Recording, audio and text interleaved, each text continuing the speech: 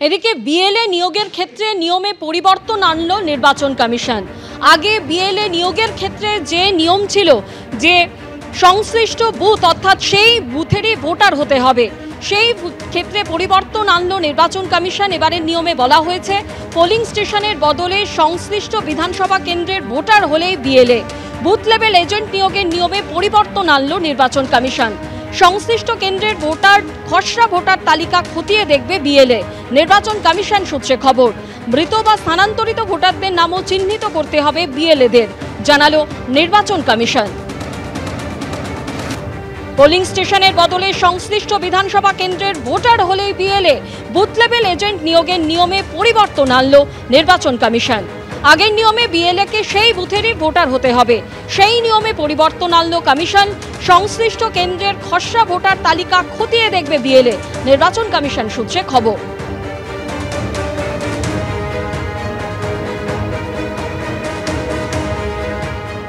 যেহেতু বিজেপি তাদের সেই পার্টিকুলার বুথ থেকে কোনো তাদের বিএলএ দিতে পারছে না, অধিকাংশ 75%, তাই ইলেকশন কমিশন বিজেপিকে খুশি করার জন্য বিজেপির ফেভারে একটা অর্ডার পাস করেছে। সেটাতে বলেছে যে শুধু যে পার্টি ইলেকট্রাল রোলটা হচ্ছে, মানে যে বুথে হচ্ছে সেই বুথ না, পাশের বুথ বা অন্য কোনো বুথ থেকে আনতে পারে, বাট উইদিন দ্যাট অ্যাসেম্বলি। আমরা যে বারবার বলে আসছি যে ইলেকশন কমিশন বিজেপির কথাই চলছে, বিজেপি যা বলছে তাই করছে, বিজেপির যা অসুবিধা হচ্ছে সেগুলো দেখছে, অন্য কারো দেখছে না। এবং সেটা আজকে প্রমাণিত। ইনসিডেন্টালি যেটা হচ্ছে, যে মুহূর্তে সার্কুলারটা হলো না, তার within 2 or 3 minutes Suvendu Adhikari x হ্যান্ডেলে পোস্ট করে আউট ওয়েলকাম করবে। তার মানে এটা আগে সেট করা ছিল। কেন পারবে না সেটা তৃণমূলকে যুক্তি দিয়ে বোঝাতে বলুন। কেন সেই বিধানসভার বাসিন্দা বিএলএ 2 হতে পারবে না অন্য বুথে? যুক্তি কি?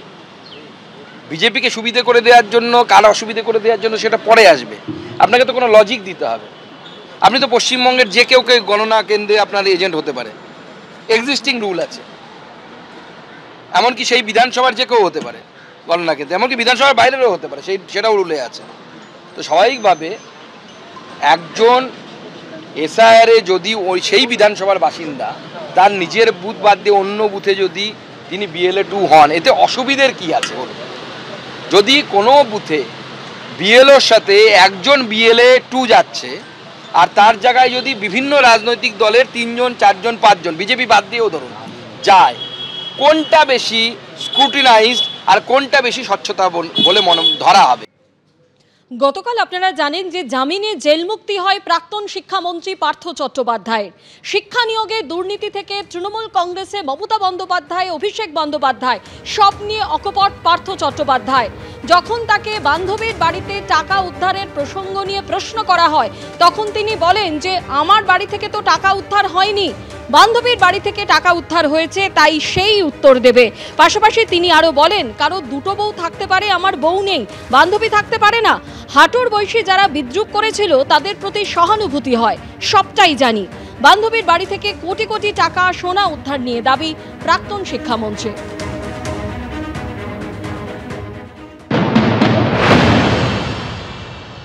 অনেকে তৃণমূল নেতারা বলেন যে আপনার ক্ষেত্রে এটা এক্সেপশনাল, কারণ হচ্ছে এই বুড়ি বুড়ি টাকা পাওয়া, মানে যে টাকা এবং গয়না উদ্ধার করা হয়েছে অর্পিতা মুখোপাধ্যায়। টাকা পাওয়া তো আমার থেকে তো পাইনি, আমার বাড়ির থেকে তো পাইনি, আর আমার বান্ধবীর কাছ থেকে পেয়েছে। বান্ধবী উত্তর দেবে, বান্ধবী তো আমার অর্পিতা আমার বান্ধবী, তাতে অসুবিধা কি আছে?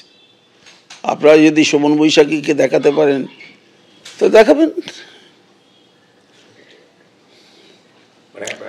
আর এখানে দলে অনেককে খুঁজে পাবেন, সৌগতদাকে খুঁজে পাবেন, যারা যারা আছে। দিদিমণি তো খবর রাখেন না তা না, সিরিয়াল দেখেন, সিনেমা আর্টিস্টদের খবর রাখেন, তাদের কটা বদল হলো আর কটা থাকলো তিনি খবর রাখেন না? সব রাখেন।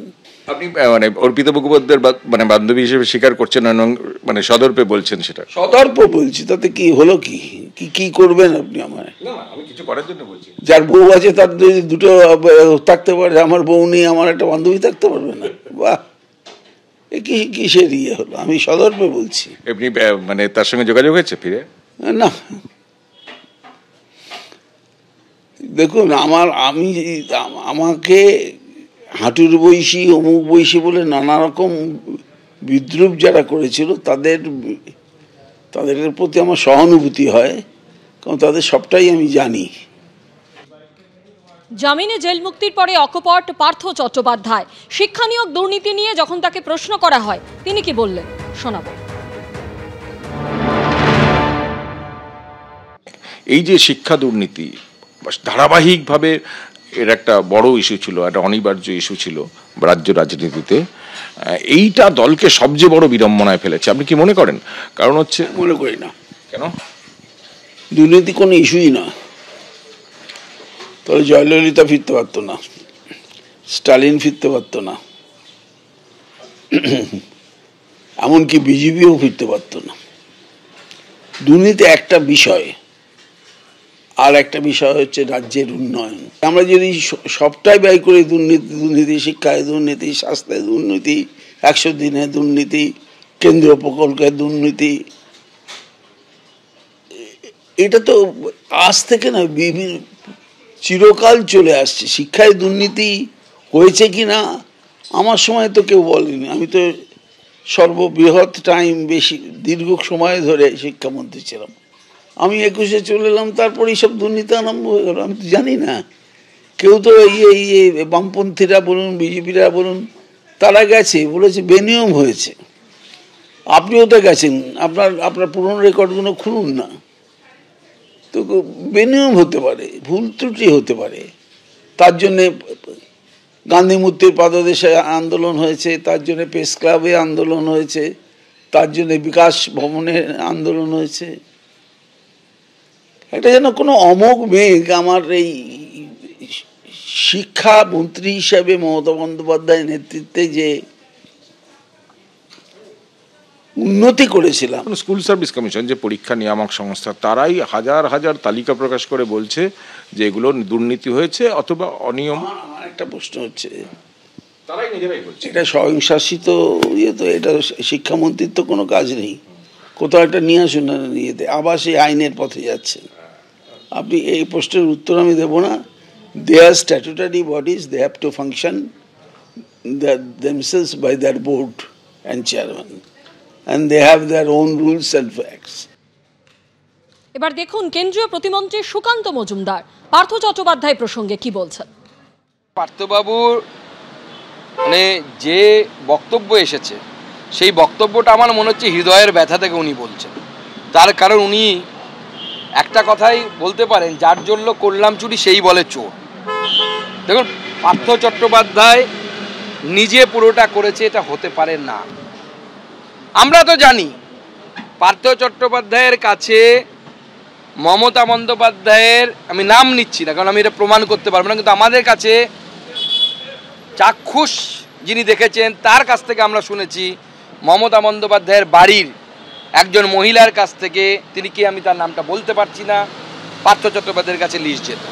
কালীঘাটের কাকুর যে অডিও রেকর্ডিং, সেই অডিও রেকর্ডিংয়ে পরিষ্কার টাকার কথা বলা আছে। এরপরেও পার্থ চট্টোপাধ্যায় যেটা বলছেন সেটা আমার বিশ্বাস বাংলার মানুষ অ্যাটলিস্ট বিশ্বাস করবে না।